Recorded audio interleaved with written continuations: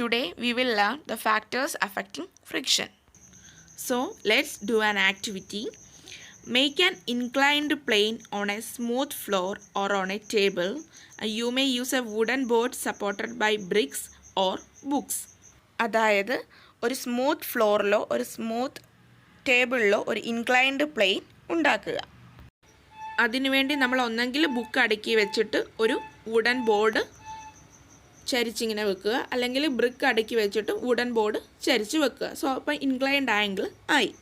Put a mark with a pen at any point A on the inclined plane. ആ inclined പ്ലെയിനിൽ എവിടെയെങ്കിലും ഒരു point mark ചെയ്യുക. Now let A pencil cell move down from this point. അതിനുശേഷം ഒരു battery, ഒരു സെല്ലാണെങ്കിൽ ആ പോയിൻറ്റിൽ നിന്നും താഴേക്ക് ഇടുക. How far does it move on the table before coming to rest? Note down the distance. റെസ്റ്റിലാകുന്നതിന് മുമ്പേ എത്ര ദൂരം അത് സഞ്ചരിച്ചു എന്നുള്ളത് നിങ്ങൾ നോട്ട് ചെയ്ത് വെക്കുക. Now spread a piece of cloth over the table. Make sure that there are no wrinkles in the cloth. അതിനുശേഷം ഇനിയും ചെയ്യേണ്ടത് ഒരു ക്ലോത്ത് വിരിക്കുക. ആ ക്ലോത്തിൽ റിങ്കിൾസ് ഒന്നും ചുളിവുകളൊന്നും പാടില്ല. അത് കഴിഞ്ഞിട്ട് ഈ ആക്ടിവിറ്റി വീണ്ടും ഇതുപോലെ തന്നെ ചെയ്യുക. സെല്ല് ആ പോയിന്റിൽ നിന്ന് ഇടുക, എത്ര ദൂരം അത് സഞ്ചരിച്ചു എന്നുള്ളത് ഡിസ്റ്റൻസ് നോട്ട് ഡൗൺ ചെയ്യുക. രണ്ട് കേസും നിങ്ങൾ ഒബ്സർവ് ചെയ്തു. സോ ഏത് കേസിലായിരിക്കും ആ സെല്ല് കൂടുതൽ ദൂരം കവർ ചെയ്തത്? ആദ്യത്തെ കേസിലാണോ രണ്ടാമത്തെ കേസിലാണോ? ആദ്യത്തെ കേസിൽ തന്നെ ആയിരിക്കും അല്ലേ. എന്നാൽ ക്ലോത്ത് ഇട്ടതിന് ശേഷം സെല്ല് എത്ര ദൂരം കവർ ചെയ്തു? ആദ്യത്തേനേക്കാളും കുറച്ച് ദൂരമേ കവർ ചെയ്തുള്ളൂ.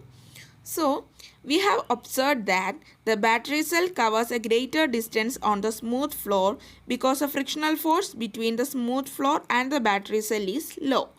അതായത് നമ്മൾ ആദ്യത്തെ കേസിൽ കണ്ടു സ്മൂത്ത് ഫ്ലോറിലാണ് കൂടുതൽ ദൂരം സെല്ല് കവർ ചെയ്തത്. അതിന് കാരണം എന്താണ്? സ്മൂത്ത് ഫ്ലോറിനും ബാറ്ററി സെല്ലിനും ഇടയ്ക്കുള്ള ഫ്രിക്ഷണൽ ഫോഴ്സ് അവിടെ കുറവായിരുന്നു. അതുകൊണ്ടാണ് കൂടുതൽ ദൂരം കവർ ചെയ്തത്. എന്നാൽ ക്ലോത്ത് ഇട്ടതിന് ശേഷം അത് കുറച്ച് ദൂരമേ കവർ ചെയ്തുള്ളൂ. കാരണം ക്ലോത്തിനും അല്ലെങ്കിൽ ബാറ്ററി സെല്ലിനും ഇടയ്ക്കുള്ള ഫ്രിക്ഷണൽ ഫോഴ്സ് എന്ന് പറയുന്നത് വളരെ കൂടുതലാണ്.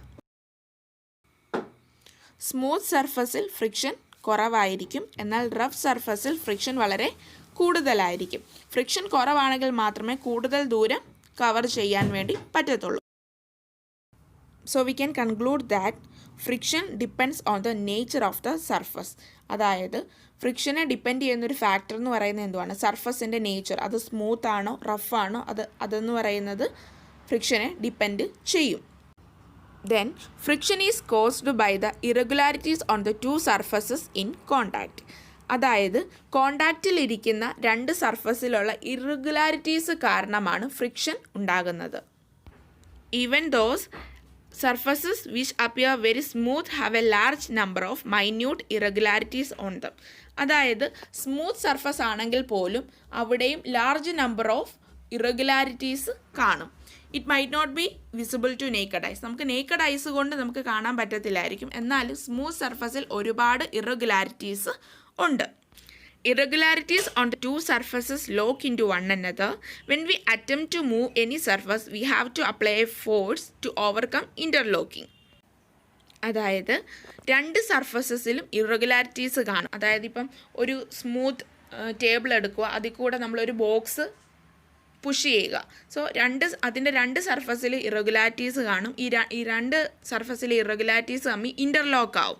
So when we attempt to move any surface we have to apply force to overcome interlocking. അതായത് നമ്മൾ ഒരു ഒബ്ജക്റ്റ് മൂവ് ചെയ്യണമെങ്കിൽ നമ്മൾ ആ ഇൻ്റർലോക്കിങ്ങിനെ ഓവർകം ചെയ്യുന്ന രീതിയിൽ ഫോഴ്സ് കൊടുക്കേണ്ടതായിട്ട് വരും. So the force of friction is greater if rough surface is involve. അതായത് റഫ് സർഫസിൽ എപ്പോഴും ഫോഴ്സ് ഓഫ് ഫ്രിക്ഷൻ എന്ന് പറയുന്നത് അല്ലെങ്കിൽ ഫ്രിക്ഷൻ എന്ന് പറയുന്നത് വളരെ കൂടുതലായിരിക്കും. സോ ആദ്യത്തെ ഒരു ഫാക്ടർ നമ്മൾ പഠിച്ചു, നേച്ചർ ഓഫ് ദ സർഫസ്. സർഫസിൻ്റെ നേച്ചർ, അതായത് സ്മൂത്ത് ആണോ റഫ് ആണോ അതിനെ ഫ്രിക്ഷൻ ഡിപ്പെൻഡ് ചെയ്യും. രണ്ടാമത്തെ ഒരു ഫാക്ടർ ഉണ്ട്, how tightly the surfaces are held together. അതായത് ഒരു എക്സാമ്പിൾ പറയാം. 20 കിലോ വെയിറ്റ് ഉള്ള ഒരു ഒബ്ജക്റ്റും 50 കിലോ വെയിറ്റ് ഉള്ള ഒരു ഒബ്ജക്റ്റും നമുക്കത് പുഷ് ചെയ്യണം. ഏതായിരിക്കും പുഷ് ചെയ്യാൻ എളുപ്പം? 20 കിലോയാണോ 50 കിലോയാണോ? 20 കിലോ ആയിരിക്കും മൂവ് ചെയ്യാൻ അല്ലെങ്കിൽ പുഷ് ചെയ്യാൻ എളുപ്പം. So friction is less for lighter box. Weight കുറവുള്ള ബോക്സിന് അല്ലെങ്കിൽ വെയിറ്റ് കുറവുള്ള ഒബ്ജക്റ്റിന് ഫ്രിക്ഷൻ കുറവായിരിക്കും. അതിനെന്തായിരിക്കും കാരണം നോക്കാം. വെയിറ്റ് കൂടിയ ഒബ്ജക്റ്റ് എന്ന് പറയുന്നത് സർഫസിൽ ഹാർഡായിട്ടായിരിക്കും പ്രസ് ചെയ്യുന്നത്. സോ അവിടെ സ്ട്രോങ് ഇൻ്റർലോക്കിങ് സംഭവിക്കും. എന്നാൽ വെയിറ്റ് കുറഞ്ഞ ഒബ്ജക്റ്റ് എന്ന് പറയുന്നത് അത്ര ഹാർഡായിട്ടല്ലായിരിക്കും സർഫസിൽ പ്രസ് ചെയ്യുന്നത്. സോ വീക്ക് ഇൻ്റർലോക്കിംഗ് ആയിരിക്കും. സ്ട്രോങ് ഇൻ്റർലോക്കിംഗ് ആണെങ്കിൽ അത് ഓവർകം ചെയ്യാൻ ഒരുപാട് ഫോഴ്സ് കൊടുക്കേണ്ടതായിട്ട് വരും. സോ അതുകൊണ്ടാണ് കൂടുതൽ ഫ്രിക്ഷൻ അവിടെ വരുന്നത്. എന്നാൽ വീക്ക് ഇൻ്റർലോക്കിംഗ് ആയതുകൊണ്ട് തന്നെ കുറച്ച് ഫോഴ്സ് കൊടുത്താൽ മതി, അപ്പം പെട്ടെന്ന് തന്നെ മൂവ് ചെയ്യാൻ വേണ്ടി പറ്റും. അതുകൊണ്ടാണ് ലൈറ്റർ ബോക്സസിന് കുറച്ച് ഫ്രിക്ഷനേ ഉള്ളൂ, പെട്ടെന്ന് മൂവ് ചെയ്യാൻ പറ്റുന്നത്. So we can say that the force of friction will increase if the two surfaces are pressed harder. So let's conclude the class. ഇന്ന് എന്താണ് പഠിച്ചത്? ഫ്രിക്ഷനെ അഫക്റ്റ് ചെയ്യുന്ന ഫാക്ടേഴ്സ്. ഒരു ഫാക്ടർ എന്ന് പറയുന്നത് എന്താ? On the nature of the surfaces in contact. കോണ്ടാക്റ്റിൽ വരുന്ന സർഫസിൻ്റെ നേച്ചർ, അത് സ്മൂത്ത് ആണോ റഫ് ആണോ അതിനെ ഡിപ്പെൻഡ് ചെയ്യുന്നു.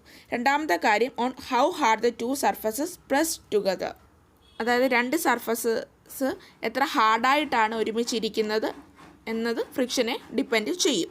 ദെൻ ഫ്രിക്ഷൻ്റെ റീസൺ എന്താണെന്ന് നമ്മൾ പറഞ്ഞത്? Irregularities between the surfaces. കോണ്ടാക്റ്റിൽ വരുന്ന സർഫസുകളുടെ ഇറഗുലാരിറ്റീസ് എന്ന് പറയുന്നതാണ് ഫ്രിക്ഷന് കാരണമാകുന്നത്. സോ ഇറഗുലാരിറ്റീസ് വരുമ്പോൾ അത് തമ്മിൽ ഇൻ്റർലോക്ക് ആവും. ഇൻ്റർലോക്കിങ്ങിനെ ഓവർകം ചെയ്യാൻ നമ്മൾ ഫോഴ്സ് കൊടുക്കേണ്ടതായിട്ട് വരും. So hope you are understand the topic. See on the next class. Thank U.